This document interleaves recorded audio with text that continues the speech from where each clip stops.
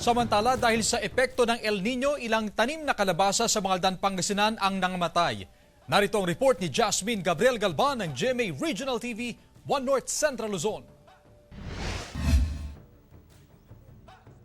Nangamatay ng ilang tanim na kalabasa sa ilang barangay sa Mangaldan, Pangasinan.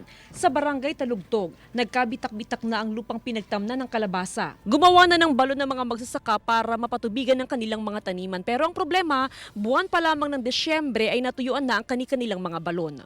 Maaga pong natuyuan yung lupa, tsaka hindi na kaya wala nang laman yung tubig yung balon. Sa monitoring ng Department of Agriculture Region 1, halos 200 hektaryang sakahan sa Pangasinan ang apektado ng El Nino. Pero sa kabila nito, tiniyak ng DA Region 1 na walang magiging problema sa supply ng bigas sa rehiyon. Kung titignan mo po yung ating sufficiency level sa rice ng Region 1, we are as of 2022, we are 181% sufficient. Ibig sabihin, kasyang-kasya po yung production ng Ilocos Region, sobra-sobra pa. So, minimal impact po lang po ito sa supply natin sa bigas dito sa Region 1. Sa Vintar, Ilocos Norte, napilitan ng mga magsasaka na anihin ang mga tanim na mais dahil sa kakulangan ng patubig. Ang ilang magsasaka, sa halip na mais, nagtanim na lang ng munggo na hindi masyadong nangangailangan ng patubig. Ayon sa Municipal Agriculture Office, may fuel subsidy ang LGU sa mga apektadong magsasaka.